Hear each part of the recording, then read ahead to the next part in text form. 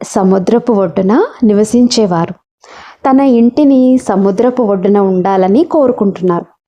కిటికీ తెరిచి సముద్రపు అందాలని అలానే నిరంతరం ప్రకృతి సిద్ధమైన అందాలని చూస్తూ ఉంటారు.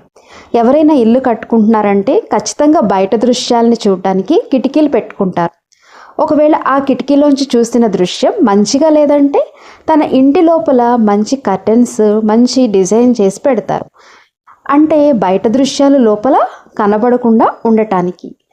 అదేవిధంగా ఇదంతా తన ఇంటిని సుందరంగా చేసుకోవడానికి ఈ యొక్క యుక్తుల్ని రచిస్తారు. జీవితం అనే ఇంట్లో ఆత్మ అనే కళ్ళు చూసే కళ్ళ మీద ఎప్పుడైనా ధ్యాస పెట్టారా? ఈ సుందరమైన జీవితాన్ని తయారు చేసుకునేందుకు వీటి ద్వారా ఏం చూడాలని అనుకుంటున్నారు? ఈరోజు మనుషులు ఎవరిని చూస్తున్నా వారి యొక్క బలహీనతలే చూస్తారు. అంతగా నకారాత్మకత వ్యాపించింది. అలాంటి పరిస్థితిలోకి వచ్చినప్పుడు ఎలా అయింది, ఏమైందో తెలియదు. మొదటనే భయపడిపోతారు. చూడండి, కిటికీలోంచి బయట దృశ్యం మంచిగా లేకపోతే సుందరంగా ఉండడానికి బయట దృశ్యాన్ని కనిపించకుండా చేయటానికి చాలా సుందరమైన కర్టెన్స్ని లోపల వేస్తారు. ఆత్మ అనే కళ్ళు ఎవరిలోనూ లోపాలని చూడవద్దు. ఎందుకంటే బలహీనతల్ని చూస్తూ చూస్తూ ఉంటే ఏమవుతుంది, అదే అలవాటుగా మారుతుంది.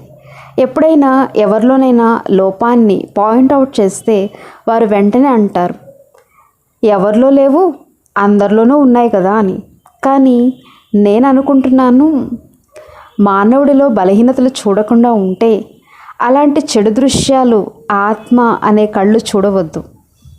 దానికోసం సుందరమైన కర్టెన్ ఏంటి? ఆత్మలందరూ ఈశ్వరుడి సంతానం.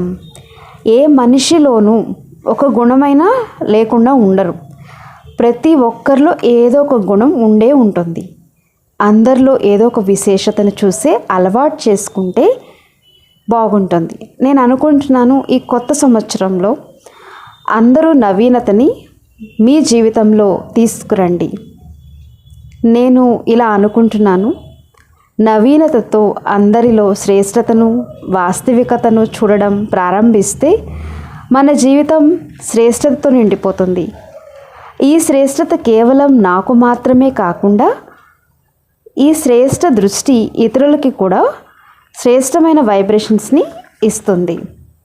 మనుషులతో మనుషుల మధ్య సంబంధం ప్రేమ స్నేహంతో ఏర్పడుతుంది. మనము వాతావరణాన్ని శ్రేష్టంగా శుద్ధంగా మార్చడానికి కట్టుబడి ఉంటాం. ఒకరితో ఒకరికి సమీపంగా వస్తాం. ఒకరి పట్ల ఒకరికి నావారు. రండి, మనందరం అందరిలో బలహీనతల్ని చూడడం వదిలేసి అందరూ ఈశ్వరుడి సంతానంగా భావిద్దాం. అందరిలో గుణాలని చూస్తూ జీవితాన్ని గుణవంతులుగా చేసుకుందాం. ఓం శాంతి.